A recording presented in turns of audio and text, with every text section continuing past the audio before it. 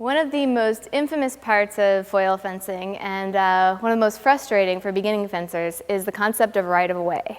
The idea of right-of-way is simply that you have to deal with an attack that your opponent has started before you can begin your own attack. You can deal with your opponent's attack by making a parry.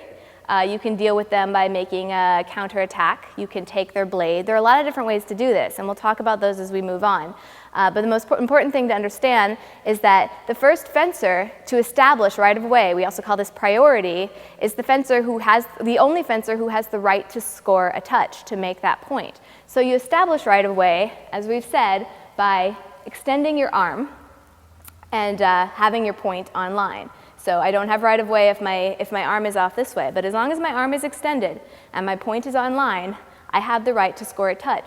My opponent now has to deal with my blade in some way before they can riposte or retaliate in some way and score a touch. And the philosophy behind this is that if you were fighting in a real duel, your opponent's sword would be a lot scarier than maybe this feeble foil is. And it would be a lot more important to deal with that attack. So while some fencers might lament all the fine points of strategy and complications that right-of-way creates, it actually keeps foil fencing a very strategic game and something that's not just poking each other with sticks. If you both poke each other at the same time, it doesn't mean anything. You don't have simultaneous touches.